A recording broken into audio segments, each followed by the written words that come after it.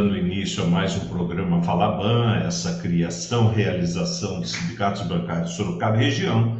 Região essa com 40 cidades, a gente já acumulou aqui mais de 12 mil trabalhadores, hoje nós temos aí, em média 3.500, por conta das atividades patronais, né? Quanto mais o tempo passa, menos funcionários eles querem dentro do banco. Com a produção da Ana Fonseca, a direção do Cabé Lopes, esse programa fica disponibilizado pelo YouTube, então se você não consegue acompanhar toda segunda-feira às 19 horas, você pode assistir a gravação, né? Poder dar para a gente a sua opinião a respeito do programa, dos programas ou dos assuntos que a gente debate aqui. Hoje nós vamos falar com ela, que já veio uma vez aqui no programa com a gente, a doutora Maria Gabriela Vicente Henrique de Mello. E nós vamos falar sobre o direito da mãe, da mamãe, né? E mulher trabalhadora. A gente está falando no plural, mas a gente fala do sexo feminino hoje. Então, já dou uma boa noite para a doutora Maria Gabriela, vou chamar só de Gabriela, e desejar para você um bom programa, porque nós temos aí uma meia dúzia de perguntas para te fazer, e tomara que a gente consiga passar para você a pergunta, para você poder responder para a gente, tá bom? Boa noite, Gabriela. Boa noite, Júlio. Obrigada mais uma vez pela oportunidade, né? Sempre importante, ainda mais em maio, no mês das mães, que a gente fala tanto da mulher, desse papel de mãe que a mulher exerce, também falar dos direitos que a mulher, enquanto mãe ou enquanto trabalhadora, tem, né? Peço desculpa, hoje eu amanheci um pouquinho rouca. Eu falei, puxa, logo hoje que tinha entrevista, mas acho que vai dar para me escutar tranquilamente. Não, dá sim. Seu áudio está limpo aqui, então eu vou aproveitar essa sua deixa e vou falar da minha. A minha garganta amanheceu arranhando hoje, então se um tossir lá ou o outro aqui, quem estiver acompanhando nos perdoe, é involuntário, né?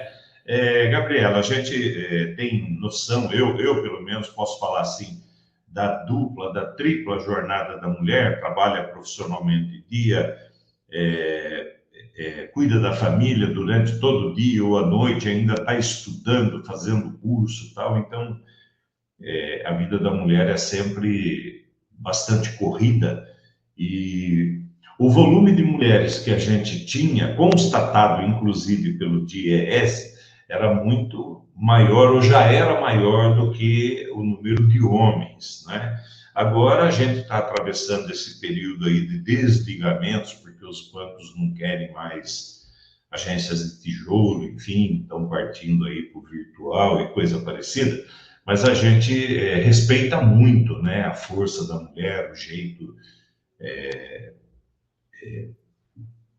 que enfrenta os problemas, a forma que enfrenta os problemas, porque temos homens ativos, sim, temos muitos, mas a gente entende que a mulher ela se desdobra para poder suportar toda essa pressão, né? Toda essa carga de trabalho profissional, familiar, ainda mexer com o intelecto para ver se consegue galgar novas oportunidades, novos empregos, enfim. Então, eu quero fazer um compromisso de imediato com você aqui, porque nós estamos com outro agendamento na sequência aqui, respeitando também a sua jornada. Vamos tentar fazer um programa de 40 minutos e eu vou tentar só falar isso que eu falei agora, porque as pessoas falam assim, você está falando mais do que o entrevistado, então eu vou tentar me controlar aqui para só você falar. E aí a gente já parte para a primeira pergunta, né? Quais as dificuldades ou as maiores dificuldades que a mulher encontra, enfrenta no ambiente de trabalho? Então, Júlio, isso é muito importante da gente ressaltar, porque às vezes as pessoas acham que porque existem direitos para que protegem a mulher trabalhadora, a mulher como um todo, não existe mais dificuldade da mulher se inserir no mercado de trabalho. Enquanto a experiência profissional dos homens costuma ser uma trajetória contínua, sem interrupções, claro, existem as exceções, adoecimentos são possíveis, mas normalmente a carreira do homem ela é contínua. E as mulheres, elas passam a enfrentar desafios adicionais, maior vulnerabilidade ao desemprego em períodos de crise, maior inserção na informalidade em setores pouco estruturados, interrupções na carreira devido à maternidade. Normalmente é ela que, diante de um impasse familiar, uma necessidade de que alguém se dedique ao lar, é ela que vai abrir mão da carreira e o marido continua trabalhando. É importante ressaltar que nos processos de admissão e entrevistas, é muito comum que não se observe a igualdade de gênero, então alguns empregadores ainda dão preferência para contratar homens, inclusive pensando nessas possibilidades de que a mulher possa engravidar, possa ter que acompanhar o filho numa consulta médica, o que é mais comum para mulheres do que para homens. Mulheres, pessoas negras, pessoas com deficiência, pessoas do LGBTQIAPN+, vão enfrentar sempre mais dificuldades para serem promovidas ou receber aumentos salariais, mesmo quando possuem qualificações equivalentes. Certas profissões ou cargos mais bem remunerados tendem a ser ocupados ainda por homens, enquanto as mulheres são direcionadas para funções com menor remuneração. Para as mulheres é sempre mais difícil serem promovidas e muitas vezes elas precisam produzir muito mais do que um homem precisaria para ser promovida, para ter o seu trabalho notado. Isso quando, claro, um homem não tenta se aproveitar do trabalho exercido para uma mulher como sendo seu próprio, que a gente sabe que ainda acontece em muitas empresas. Avaliações de desempenho costumam ser subjetivas, ainda é comum práticas discriminatórias que podem afetar o reconhecimento profissional e a remuneração de certos grupos. As mulheres estão mais propensas a serem vítimas de assédio moral, que muitas vezes se relacionam ao simples fato de ser mulher ou de ser mãe, por exemplo. Isso sem falar que elas também são as maiores vítimas do assédio sexual, que costuma muitas vezes ser levado por brincadeira, uma paquera no ambiente de trabalho. É aquele comentário, não, eu elogiei, mas ela não pareceu se incomodar, que configuram também o assédio sexual. As mulheres também acumulam mais responsabilidades, como você mesmo mencionou, que não são reconhecidas formalmente, né? Dentro das suas casas, para além das responsabilidades laborais, elas acabam acumulando também as atividades domésticas, uma vez que a ausência da distribuição das atividades familiares acaba penalizando desproporcionalmente as mulheres, que acabam por enfrentar maiores desafios para equilibrar o trabalho remunerado, o trabalho de cuidado, seu desenvolvimento profissional, e isso afeta diretamente o crescimento, né, dentro da profissão e a própria remuneração, como eu disse, isso muitas vezes é levado como critério. E eu acho também importante informar que também existe um trabalho que as mulheres assumem dentro dos seus empregos remunerados que muitas vezes não é visto, que é invisibilizado, que é aquele papel da mulher como um suporte emocional dentro da instituição, aos colegas, a gestores, então acabam contando com ela também para dar isso cuidado também dentro do aspecto institucional, né? E também tarefas administrativas informais. Então, organiza um happy hour, organiza uma confraternização, porque esse olhar da mulher como cuidadora, ele também vai se inserindo nessa esfera produtiva que é o trabalho remunerado que ela exerce. Gabriela, eu não vou falar o nome do banco, tá? Ele começa com Bra e termina com Desco. É o banco que está meio atravessando a nossa garganta aqui, que nós estamos percebendo que as gestoras estão agredindo mais do que os gestores, tá? Eu tenho 4, 5, sem pensar muito, eu tenho 5 nomes aqui da nossa base que estão pegando pesado, sabe? Eu acho que existem outras formas de mostrar serviço, né? Não é aquele gestor que demite, que agride, que bate a meta de tudo quanto é maneira, de qualquer forma, porque isso está machucando o ser humano, tanto homens quanto mulheres, né? Então eu só vou fazer esse contraponto aí, porque nós estamos percebendo nesse banco aí, que eu não falei o nome. Quais são as principais... Até comentar sobre isso, acho que é interessante. Primeiro que tem Tá. isso, né? As mulheres são as mais assediadas, mas o assediador ele não tem gênero, não tem sexo, enfim. Apesar da gente observar que normalmente vem de homens para com mulheres, isso não é uma regra. mas também pode entrar nesse aspecto da necessidade da mulher se colocar dentro da sua posição de trabalho como uma figura imponente, porque é difícil a mulher se colocar como uma figura imponente dentro desse ambiente que ainda reproduz tantos paradigmas machistas, né? Então, às vezes, a forma dela se colocar, de demonstrar que ela produz mais, acaba se tornando um outro tipo de violência. Ela sofre um tipo de violência e acaba gerando um ciclo de violência mesmo, que é o que a gente vê que é reproduzido muito pelo machismo e que afeta mulheres diretamente, mas o machismo também afeta homens, e isso também pode ser observado nisso, essa necessidade de se colocar, de produzir mais para ter um crescimento, acaba gerando uma outra forma de violência. Bom, o Julião não é machista e também não tem nada contra o trabalho da mulher. Eu vou citar então um negócio bacana. Eu soube de uma menina, que a gente olha, é uma menina, que ela tinha sido desligada do Banco Itaú e foi para o Bradesco. Semana passada, nós fizemos a homologação dela do Bradesco e ela está voltando para o Itaú, de uma competência enorme, né? Então, o outro lado da moeda também, a competência da mulher que consegue até sair e voltar para o emprego, que a gente diz, se foi dispensada, por que voltou, né? Então, precisa dar uma olhadinha na qualificação da mulher, porque elas estão bastante qualificadas para trabalhar no nosso meio, né? Que deixou de ser um meio machista, já é meio a meio e mais para o lado da mulher já. Quais são os principais direitos trabalhistas garantidos para a mulher no Brasil, né? E como é que ele ajuda a garantir a igualdade mínima entre o sexo masculino e feminino? Isso. A gente tem bastante legislação que abrange, né, o direito da mulher trabalhadora, o direito das mães trabalhadoras. Ainda não existe igualdade, então a gente fala de uma maior, ajuda a garantir uma maior igualdade, mas esse pé de igualdade ele ainda não existe. Mas eu acho que é importante a gente citar a licença maternidade, a estabilidade provisória às empregadas gestantes e após o retorno da licença maternidade, a proibição de exigência de exame de gravidez na admissão. Isso é muito importante ressaltar, porque ainda é muito comum que as empresas falem, passe aqui por um exame, e aí nesse meio tem um beta-HCG, tem um exame de teste de gravidez, né? Muitas vezes o direito da mulher trabalhadora acaba sendo reduzido à maternidade, que são sim muito relevantes, como eu disse, existe, claro, essa carga da mulher que é mãe também assumir os trabalhos dentro de casa, mas existem outras proteções necessárias à mulher trabalhadora, inclusive muito mais recentes que outras que se relacionam à maternidade, por isso talvez um pouco mais desconhecidas, justamente porque ainda existe essa visão social da mulher como uma reprodutora e não como uma trabalhadora na esfera produtiva.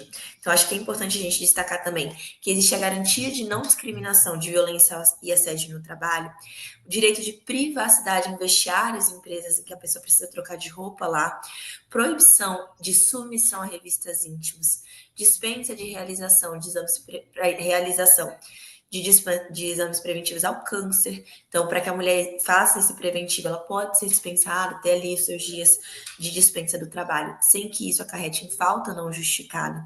Organização de escala quinzenal para o repouso aos domingos nas trabalhadoras dos setores de serviço e comércio. Claro, isso não é uma realidade bancária, né, que não tem trabalho aos domingos, mas para mulheres que trabalham em serviço e comércio e têm trabalho aos domingos, a folga tem que ser quinzenal.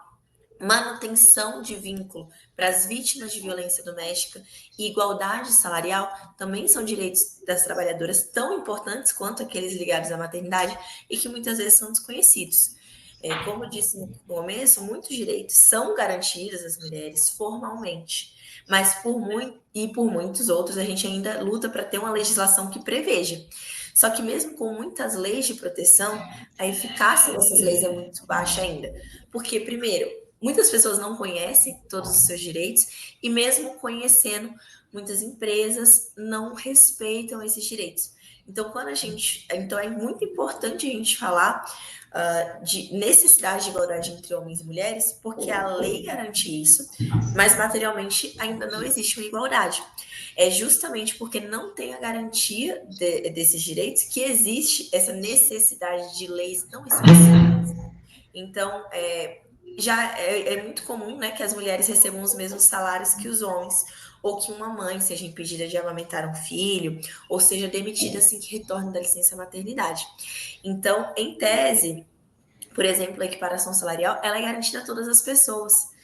Mas como ainda era observada uma diferença muito grande entre homens e mulheres, foi necessário a criação de uma lei específica que fale de gênero, porque ainda ocorre, ainda que seja meio óbvio, que essa igualdade precisa existir.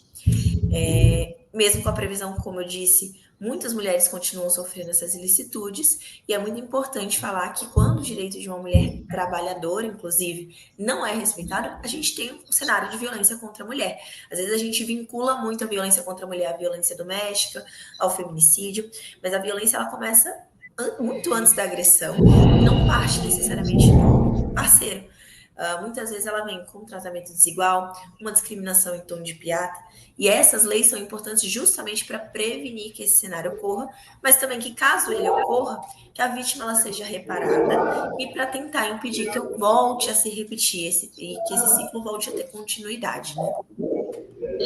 Tá, Gabriela, você vai falando e eu vou lembrando algumas coisas aqui. Eu acho importante colocar, porque depois a gente faz outra pergunta e passa o tempo, né? De novo, o Bradesco, tão logo soube da gravidez da funcionária, alguém se fez de bobo ali e tentou demitir. Demitiu, fez a documentação da demissão, procurou por nós, a gente deu as orientações, tudo.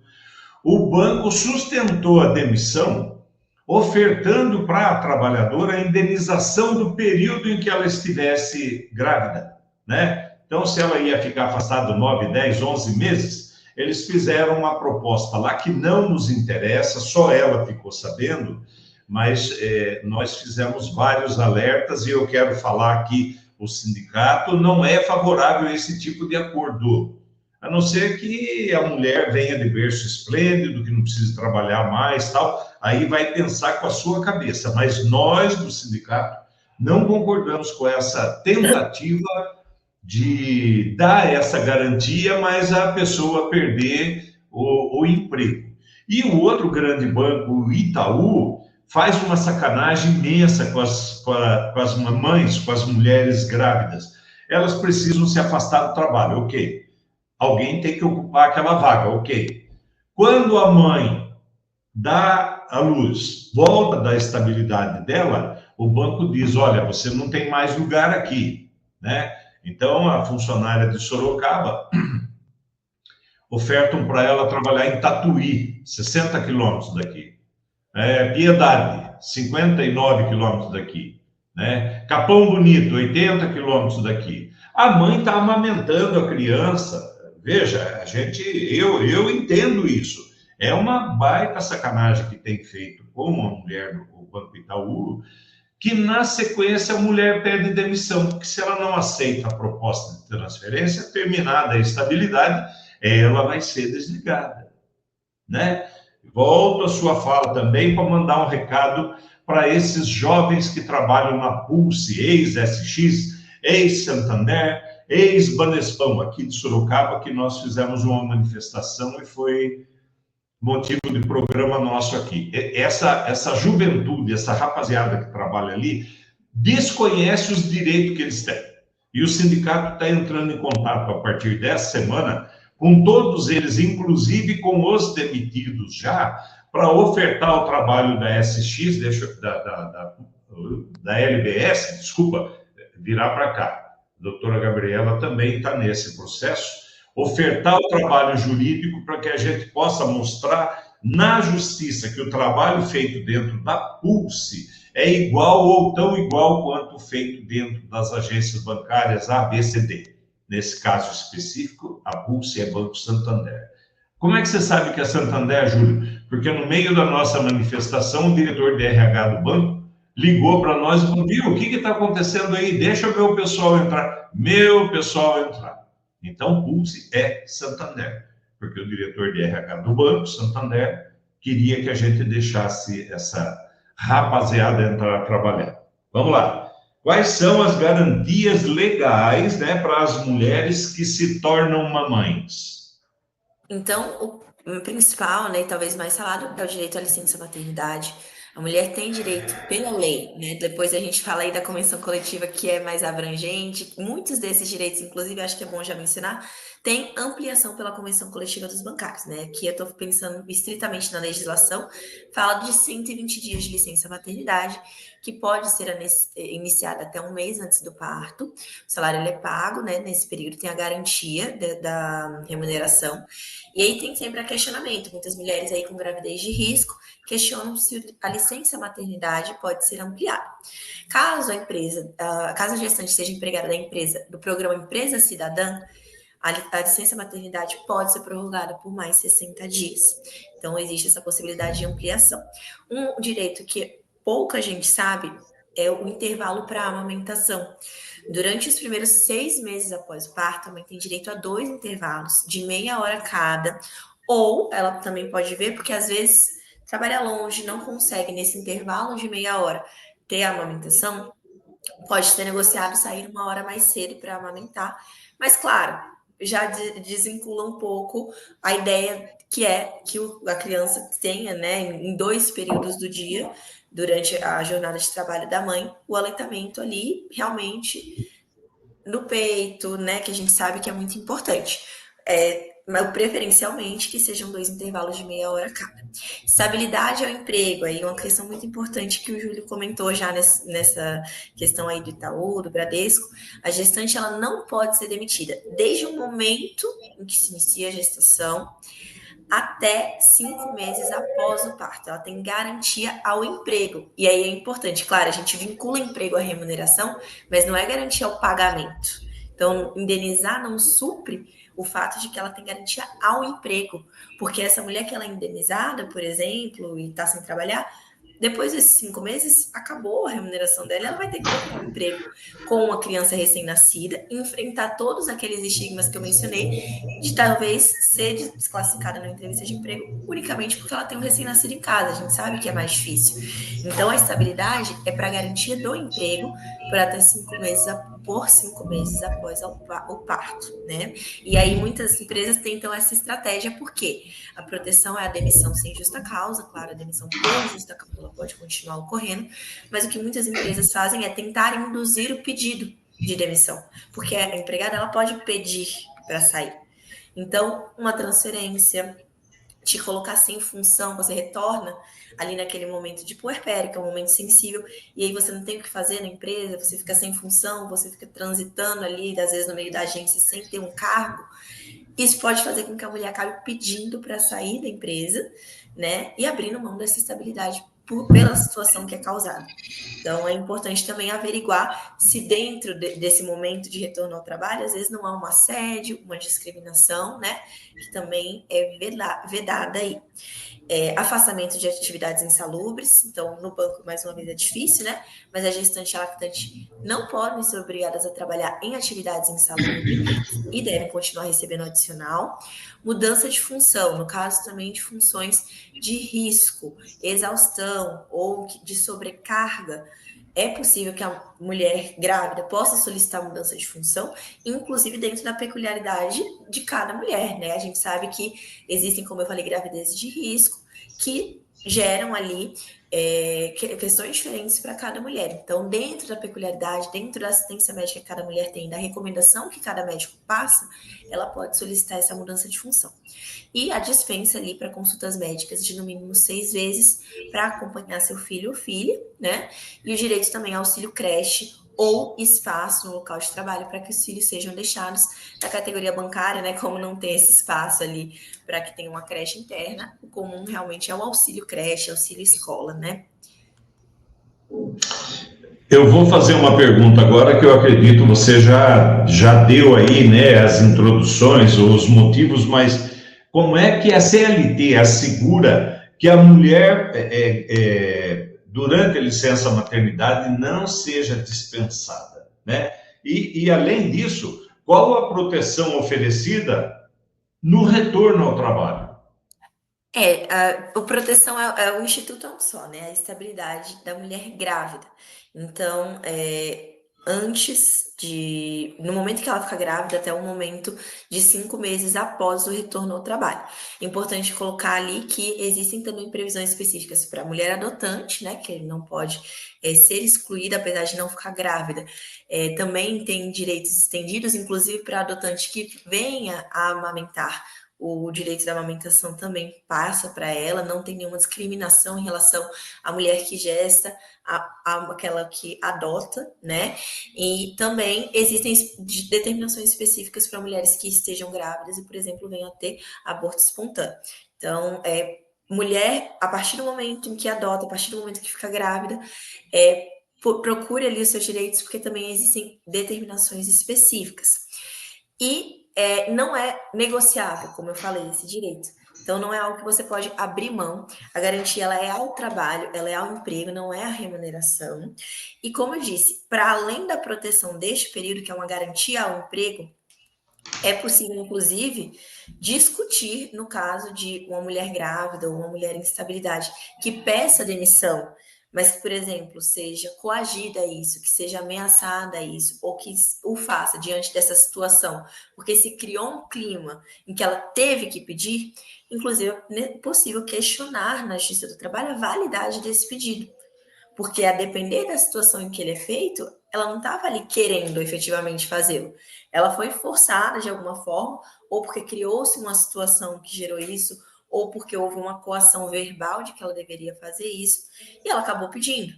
Então, ali também há uma outra infração por parte da empresa que deve ser discutida. Então, assim, não é também pediu para sair absoluto isso. A depender da situação, a gente pode analisar se esse pedido ele tem ou não validade, se ele foi ou não fruto de uma coação. Gabriela, me faz lembrar, eu estou fazendo algumas anotações aqui, porque não dá para deixar de falar, né? Me perdoa aí. Aborto espontâneo. O Banco Itaú teve uma funcionária que, por qualquer motivo, né, teve um aborto espontâneo e, dali a alguns dias, ela voltou, retornou ao trabalho, porque né, a gravidez parou, acabou ali. Ela entrou no prédio, ela foi demitida. Demitiram ela. Aí alguém deve ter soprado lá a orelha de quem tinha causado a demissão, ligaram aqui, ligaram lá, ligaram acolá e tal. Voltaram para ela e falaram assim, ó, esquece o que nós falamos, pode ir lá ocupar a sua vaga de trabalho e tal, que ó, foi um engano. Foi um engano. E isso aconteceu agora, meia dúzia de dias atrás. Infelizmente, nós somos realistas, nós entendemos que essa mulher, a hora que terminar a estabilidade que ela tem direito, o banco vai mandar ela embora. Ela já está com um xizinho vermelho nas costas, vai ser demitida. Quanto à indenização do período da maternidade e tal, o sindicato é contra, o Júlio é contra, porque eu digo o seguinte, eu penso na criança, eu não penso na mãe, me perdoa, não é grosseria não, mas a gente tem que cuidar da criança, a criança está sendo gerada, ela vai ainda desenvolver, depois que nasce, vem para esse mundão de Deus aqui, vai precisar de um atendimento médico, vai precisar disso, daquilo, a gente reclama do nosso convênio médico que não funciona direito, né? Mas ainda temos um convênio médico. Então, na minha cabeça, o pensamento é na criança. Nós temos que pensar na criança. Não adianta você pegar 20, 30, 50, 200 mil na mão agora, sabendo que daqui 5 meses você não tem emprego mais. Porque a sua criança vai continuar dali para frente, ela só está chegando e vai, com a graça de Deus, viver até, né? E se o dinheiro acabar? E se não houver um encaixe profissional? E se houver o desligamento do marido também, a profissão dele, qualquer coisa assim? Então, é pensar na criança. Ah, o dinheiro é bom, é bonito, bacana, compra, adquire, né? Mas a criança está chegando e você não sabe o que é que vai acontecer na sequência. Eu queria falar uma outra coisa, mas não vou falar não. Já vou para a pergunta, porque senão falo muito. Se sobrar um tempo no fim, eu falo. O que a legislação brasileira prevê para equiparação salarial? Bonita a palavra, né? Equiparação Sim, salarial. A equiparação salarial é a igualdade de salários para pessoas que exercem o mesmo cargo, a mesma função, com as mesmas responsabilidades, com a mesma produção. Já tem uma previsão antiga que prevê essa igualdade salarial, inclusive, por exemplo, entre dois homens, entre duas mulheres. Mas, como eu disse, vinha sendo observado de forma repetida, reiterada, a ausência de igualdade salarial entre pessoas de mesmo cargo, sendo ela uma mulher e um homem, no caso em que a mulher recebe menos, sem nenhuma justificativa, com a mesma produção, com a mesma responsabilidade. Então, fez-se necessária a criação de uma disposição legal recente, que é de 2023, que é a Lei 14.611, que dispõe sobre a igualdade salarial e critérios remuneratórios entre homens e mulheres para a realização de trabalho de igual valor, né, no exercício da mesma função. De acordo com essa lei, a pena de multa pode chegar a 10 vezes o salário devido à pessoa que realiza o trabalho de igual valor, mas que recebe um salário menor, podendo chegar a 20 vezes o salário caso a empresa seja reincidente. Então, se houver observação que essa empresa foi observada uma vez, foi observada duas, ela se torna reincidente nessa discriminação dessa forma, ela pode chegar a pagar uma multa no valor de 20 salários.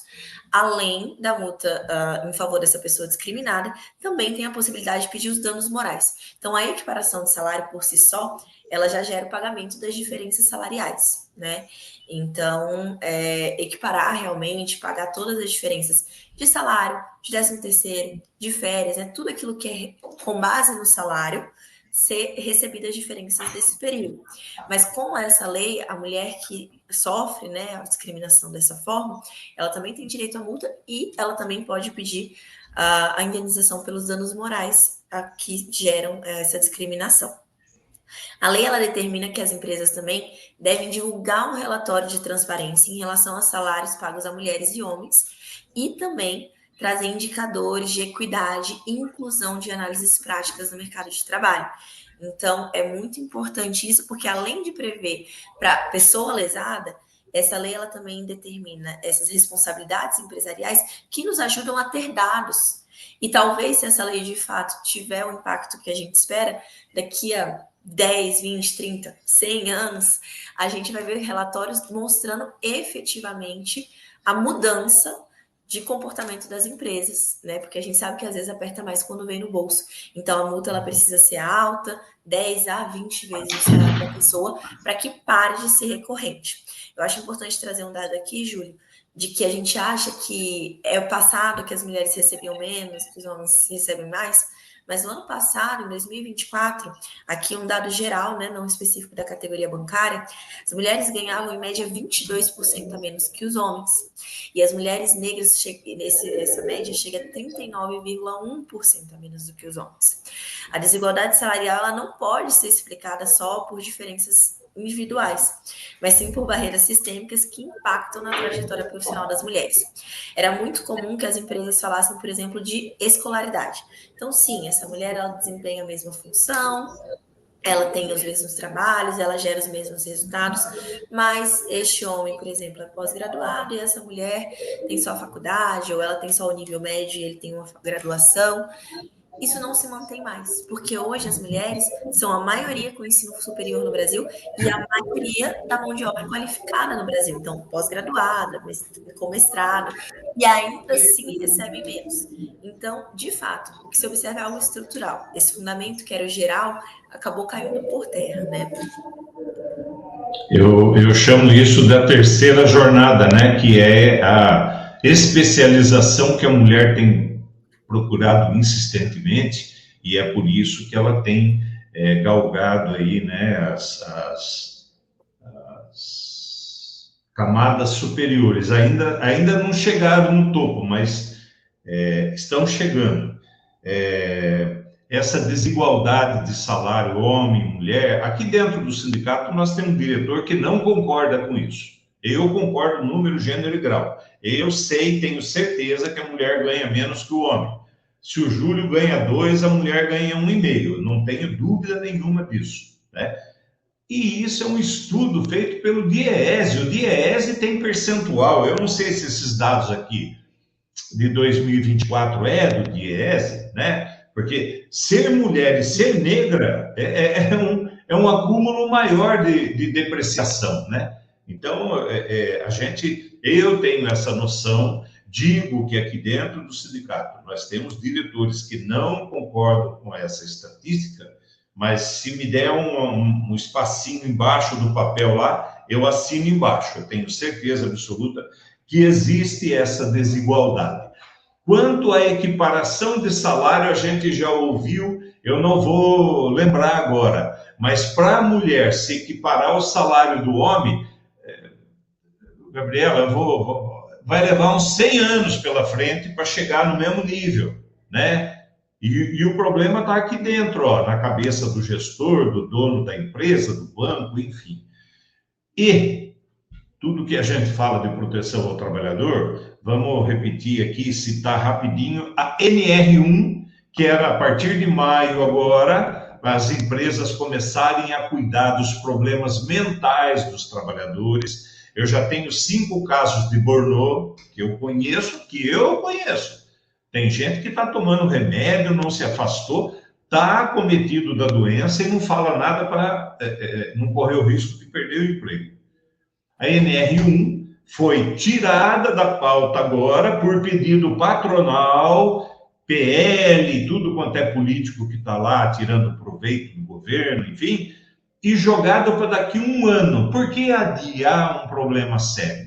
Né? Isso pode ser matéria para uma outra conversa nossa, a gente vai fazer uma outra conversa, enfim, mas é só para fazer um registro aqui. A mulher não ganha igual, a mulher é desvalorizada, a mulher está tendo problema com a terceira jornada, porque ela está em busca do lugar ao sol que merece, né? E a gente não consegue passar um projeto de lei para cuidar do mental. Vamos lá, porque já está estourando a nossa hora aqui. O que a legislação brasileira prevê para a equiparação do salário homem e mulher? A equiparação foi o que a gente acabou de mencionar, né? Ah, eu já falei, eu já perguntei. Vamos partir. Foi a garganta que enroscou aqui. Existe previsão legal específica sobre a jornada de trabalho da mulher? Existe uma previsão aí de diferenciação de jornada? Eu acho importante a gente ressaltar, porque às vezes pode-se pensar que, diante desse cenário, né, haveria uma previsão de jornada diferenciada para a trabalhadora. A trabalhadora, assim como qualquer trabalhador, tem a jornada que é regulamentada pela legislação. Duração de 8 horas diárias e 44 semanais. Importante ressaltar que a especificidade bancária, né, que tem cargos de 8 horas, mas, em tese, a regra geral é que seja cargos de 6 horas. No entanto, a realidade das mulheres no Brasil, como a gente já citou, é esses fatores de dupla, tripla jornada e levam a uma carga horária total significativamente maior. Em média, as mulheres trabalham 7,5 horas a mais do que os homens, considerando os afazeres domésticos também, né? Então, existe um debate muito grande sobre a questão da jornada das mulheres, mas não existe, né, uma previsão específica de redução. O que existe, por exemplo, foi como eu mencionei, a questão do intervalo para amamentação, né, que pode ali eventualmente ser negociado para uma saída mais cedo, mas é específico para a mulher lactante. E acho que, como a gente está falando aqui com os bancários, as bancárias, é importante a gente falar um pouquinho do intervalo da mulher, né, que muita gente... Isso! Eu ia te Viu? Eu ia te pedir isso para compensar a pergunta errada que eu fiz agora. Até 10/11 de 2017, para ser mais específica, apesar de não ter uma previsão de jornada, havia uma previsão de um intervalo de 15 minutos para as mulheres que fossem realizar horas extras. Então, entre a jornada habitual e a jornada extra, a mulher tinha um intervalo a mais ali. Se eu saio às 6, mas vou fazer hora extra, eu tenho um intervalo das 6 às 6h15, depois eu faço 2 horas extras, quanto for, e volto para casa. Esse intervalo era justamente pensando nessa jornada na esfera doméstica, que a mulher às vezes vai fazer hora extra e depois volta para casa para fazer um jantar, para cuidar de um filho. Então, ele era feito pensado nisso. Só que a reforma trabalhista foi retirou, né, essa previsão que estava no artigo 384, e esse intervalo, a partir de 11 de novembro de 2017, deixa de ser devido. Então, hoje, a mulher ela não consegue mais cobrar ali na empresa, não estou tendo meu intervalo de 15 minutos, porque ele deixa de ser devido. Já havia, desde a instituição desse intervalo, uma discussão muito grande, muito patronal também, se era ou não devido esse intervalo, enfim, discussão inclusive sobre a constitucionalidade dele. Ele é constitucional, mas ele deixa de existir a partir da reforma trabalhista. E aí o que a gente ainda tem são muitos processos, né?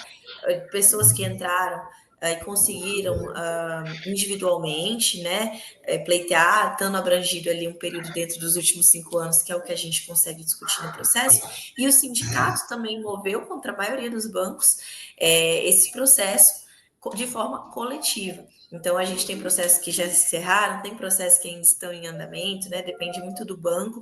A gente pagou um recentemente agora do Safra, né?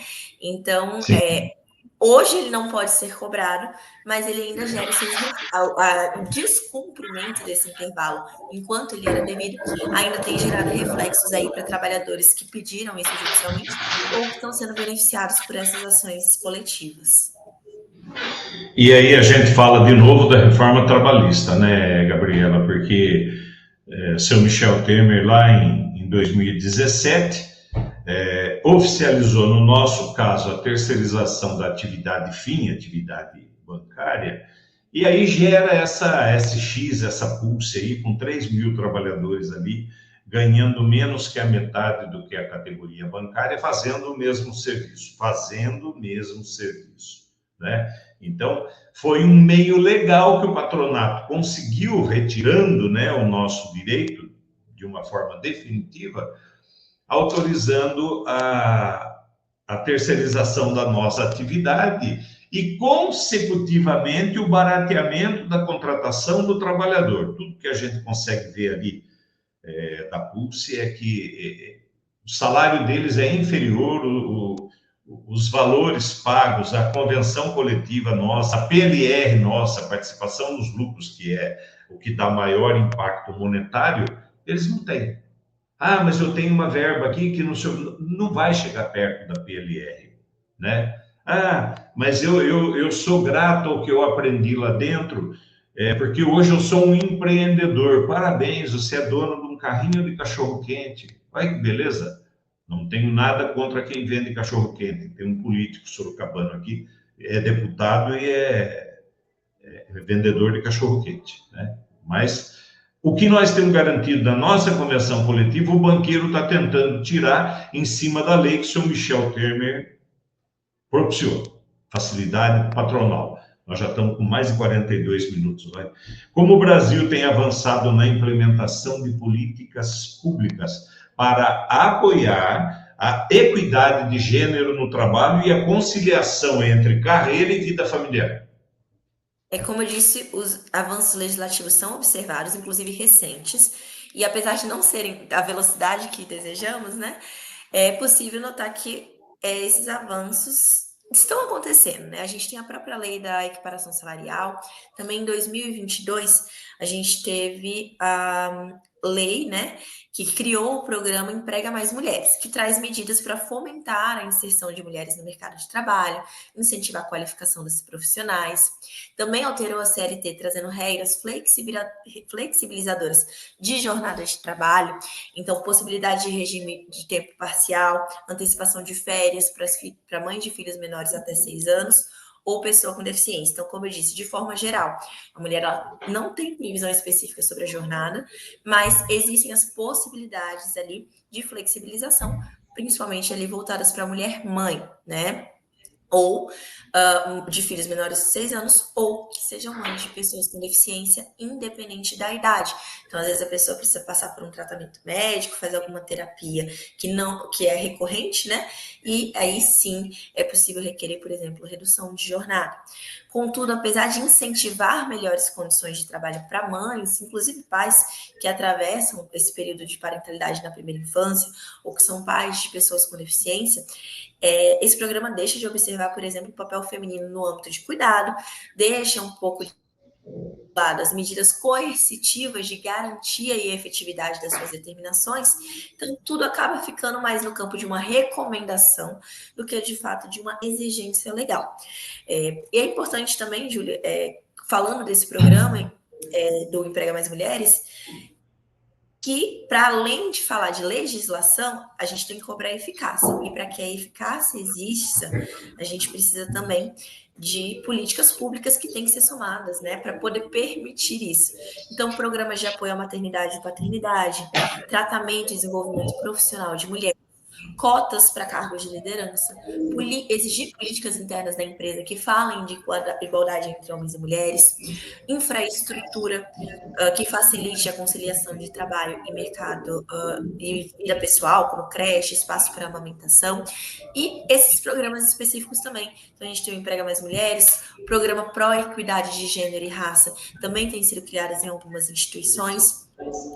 Porque quando as mulheres enfrentam desigualdade no trabalho, a qualidade de vida toda é comprometida. Pode levar a problemas como estresse, desmotivação, ansiedade, depressão, como você mencionou. É um problema latente do bancário, mas também da mulher trabalhadora, da mulher bancária. E por isso é necessário destacar os altos índices de adoecimento psíquico entre as mulheres. A violência e a discriminação das mulheres no trabalho, inclusive, tem um impacto econômico, que tem sido chamado ali entre as estudiosas e estudiosos de feminização da pobreza, porque a dificuldade de se colocar no mercado de trabalho, com um emprego, a falta de suporte e de um ambiente propício para a conciliação das atividades domésticas, o exercício solo da chefia das famílias e as diferenças salariais acaba perpetuando que as mulheres sejam aquelas que estão em maior parte do índice de pobreza, né? O que chama de feminização da pobreza é a maior parcela da população pobre do país ainda é mulher, claro. É importante fazer também o recorte de raça. Muitas mulheres negras estão nesse índice. E isso impacta diretamente no desenvolvimento econômico e social, não apenas dessas pessoas que vivem a pobreza ali diariamente, mas todo o país. É um problema econômico. E isso também gera um cenário mais favorável de dependência econômica de outra pessoa, normalmente um outro homem, muitas vezes o marido. Então, é como aquela situação em que a mulher se vê presa a um relacionamento, porque depende financeiramente do marido. Essa desigualdade gera insatisfação e sentimento de justiça, e quando determinados grupos são sistematicamente desvalorizados, isso cria até um ambiente de desconfiança em relação às instituições e falta de pertencimento, o que pode afetar o próprio compromisso e a motivação da pessoa com a empresa. O contrato de trabalho ele é um contrato de confiança. A empresa confia na pessoa e a pessoa confia na empresa. Quando isso é quebrado, porque eu, enquanto mulher, sou desvalorizada, enquanto mulher não tenho crescimento da instituição, essa confiança é quebrada também. Então, isso pode afetar diretamente o meu compromisso com a empresa, minha motivação em trabalhar e o meu rendimento. O lucro que eu gero para a empresa, inclusive, pode ser afetado por isso. E, em especial, é importante falar que a luta também para romper uma barreira do passado que não foi superada. Então, a gente está falando de um preconceito histórico que limitou as gerações passadas, limita as gerações presentes e tende a limitar ainda mais as futuras. Então, tivemos conquistas, mas essa meta ela não é a melhoria, a meta ela é a igualdade. Então, é importante pensar também que não é só o imediato, é impedir que esse ciclo continue historicamente se repetindo, né? E evitar que as próximas gerações estejam aqui falando sobre isso. Porque falam, continuam falando da pauta de mulheres, continuam fazendo programa para falar sobre a pauta de mulheres, mas é porque também continua acontecendo. Então, a ideia é que no futuro a gente não precise mais debater, porque existe igualdade. Então, por isso, é também importante pensar nesse aspecto histórico que a gente está fazendo aqui, é romper um ciclo histórico, né? Por meio dessas garantias, tanto legislativas quanto também de programas, de políticas públicas que são necessárias para a prevenção e para o combate, né? A violência aí contra a mulher, e aqui no caso que a gente está debatendo, contra a mulher trabalhadora, a mulher mãe trabalhadora. Tem uma última pergunta, e depois a gente fecha o programa, porque já avançou bastante.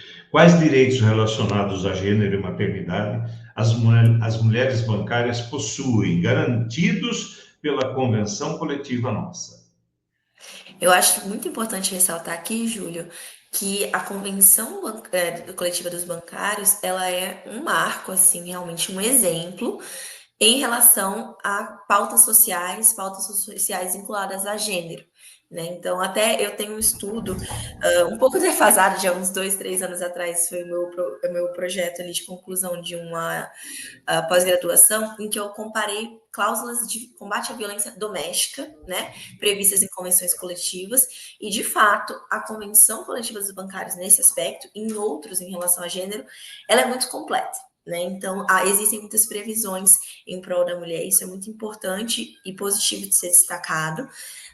E até de ser levado como exemplo em outras categorias. Existem os benefícios legais, que é o paradigma mínimo, mas é importante ressaltar que a Convenção dos Bancários amplia muito desses benefícios. Então, ainda que a lei garanta, a convenção coletiva traz especificidades sobre licença maternidade, estabilidade, dias de falta justificada. Então, a equiparação salarial. Então, apesar de tudo isso ser lei para todas as categorias, a convenção bancária reforça isso, é importante que reforce também, mesmo porque o descumprimento da convenção coletiva gera uma outra multa, né, contra a empresa. Então, isso é importante de ressaltar. Como eu disse, existem as cláusulas de proteção à violência doméstica da bancária que está em uma situação de agressão dentro da sua casa, pode recorrer ao sindicato e à instituição para ter um suporte, tanto em relação ao suporte à sua situação, né, de violência, mas também ao seu trabalho. Então, é possível requerer alteração de jornada, alteração de lotação. Ela pode solicitar alguma espécie de condição diferenciada para pedir empréstimo, né? Para que esse ciclo de violência se rompa. Porque às vezes o agressor ele sabe onde a mulher trabalha, ele pode não estar morando com ela, mas ele pode ir até a agência que ela trabalha, ele sabe o horário de trabalho dela, ou às vezes ela não consegue romper esse ciclo de violência, porque ela depende financeiramente dele ainda que seja, né, bancária, ainda que tenha um trabalho. Então, são cláusulas que permitem também que a mulher saia de uma situação de violência que não ocorre no trabalho, que ocorre dentro da sua casa, mas que a violência doméstica é uma responsabilidade de todos, né, do Estado, da instituição empregadora, também do sindicato. Então, existem essas cláusulas protetivas. Tem cláusulas protetivas contra assédio moral, sexual e outras formas de violência no trabalho.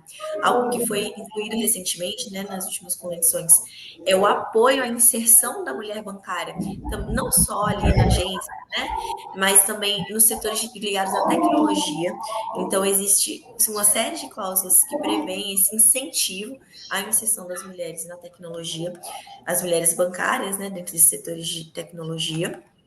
E importante também falar sobre a questão da violência contra a mulher na sociedade. Então, para além da mulher bancária, existem cláusulas específicas da mulher na sociedade e, como eu disse também, recentemente, incluída também a questão da igualdade salarial, já prevista em lei, mas prevista também na convenção coletiva, e existe a cláusula 115, acho que foi inclusive nessa última que entrou, se eu não estou enganada, fala sobre tecnologias como inteligência artificial. Então, vedação de desigualdade com o uso dessas tecnologias, porque tem se falado muito já em discriminação algorítmica, né? Então, quando a gente usa a inteligência artificial, ela tem essa tendência a discriminar mulheres, a discriminar pessoas negras. Então, já foi inserida uma cláusula na convenção bancária que veda desigualdades dentro das tecnologias, como, por exemplo, esse uso da inteligência artificial. Acho que é uma coisa muito atual, né, que tem se falado muito, e que os bancários aí já têm uma previsão específica sobre isso. Gabriela, eu tenho que te pedir desculpa, porque quando começa a rolar os caracteres aqui embaixo, estão me avisando lá do outro lado que o nosso tempo está acabando, acabou já, né? Mas eu preciso falar aqui em cima da tua fala. Ainda nós estamos falando a respeito disso, de igualdade, de tal. É um recado que eu dou para os jovens hoje. Se ainda estamos falando nisso, é porque o jovem não está participando das atividades necessárias desse país, né? O jovem não está ligado aos problemas políticos. Você não pode votar no político porque ele é bonito, porque ele tem um programa de TV, porque ele tem bastante dinheiro. Você tem que votar numa pessoa que vai lá representar você. Ele não pode ir lá para melhorar a condição de vida dele, mudar para um condomínio fechado e deixar você morando na favela. Não me venha, né, Júlio, você está ficando louco, não me venha defender patrão que não tem envolvimento com o trabalhador. Quem trabalha com aquele patrão sabe o quão ruim, ou o que é que tem de errado naquela empresa. Então, tudo passa pela política. Quando você vota no candidato errado, ele vai assumir aquele cargo e ele vai votar a favor, por exemplo, da implantação de tantos pedágios aqui na região de Sorocaba, né, que vai construir um prédio de 1 quilômetro de altura, que trouxe uma praia para a nossa cidade. Tem umas coisas aí que as pessoas acabam até fazendo chacota, mas é política, é gente fazendo política para continuar perpetuando e depois coloca filho, irmão, né?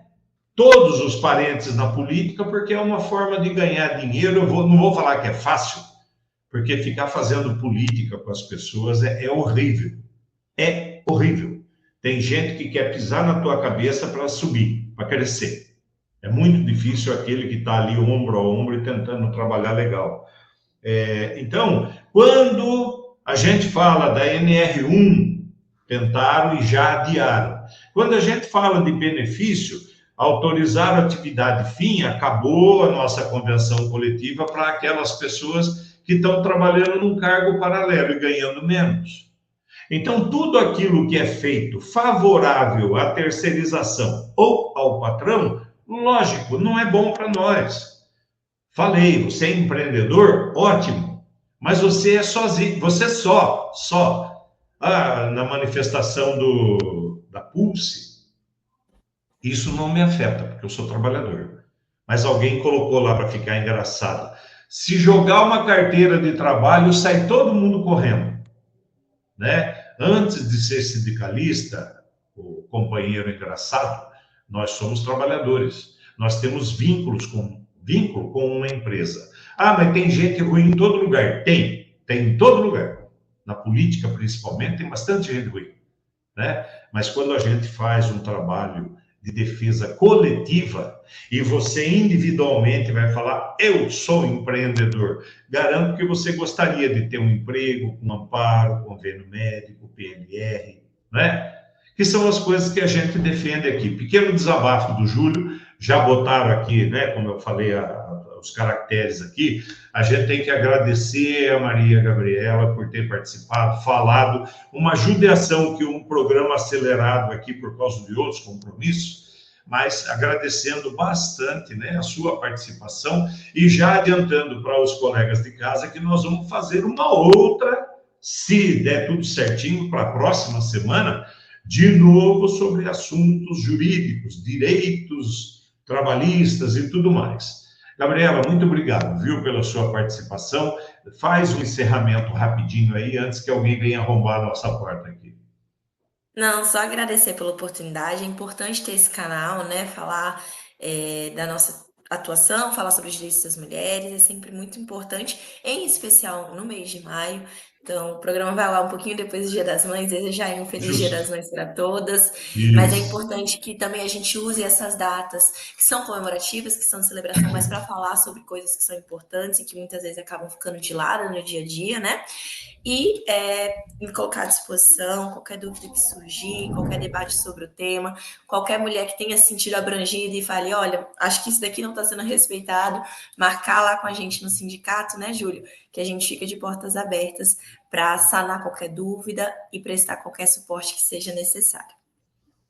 Legal, Gabriela, muito obrigado, viu, pela sua participação. A gente se cruza aqui de vez em quando nos corredores, você atendendo uns e a gente fazendo outras coisas, mas é sempre importante saber que nós temos um departamento jurídico atuante para que a gente possa, de uma certa forma, dar um amparo, mesmo que seja na saída do trabalhador, né? Desejando a ele muita sorte, muita competência para retornar numa outra função, mesmo que não seja em banco, que é a vida do trabalhador, é em busca do salário, vende o suor para receber um salário. Grande abraço a todos, agradeço quem acompanhou o nosso programa, divulgue para os demais colegas, não guarde essa informação só para você, Você já descobriu o nosso canal? Passe para os colegas. As informações que a doutora Gabriela passou agora, muito embora focado para a mulher, parabéns, Dia das Mães, né?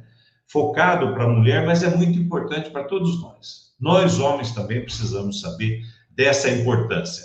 Grande abraço a todos, uma boa noite. Já estão batendo na minha porta aqui, eu preciso encerrar o programa. Até segunda-feira que vem, se Deus quiser. Grande abraço. Obrigado, doutora. Agora é Gabi. Obrigado, Gabi. Tchau, tchau, Tchau. Júlio. Até mais. Tchau.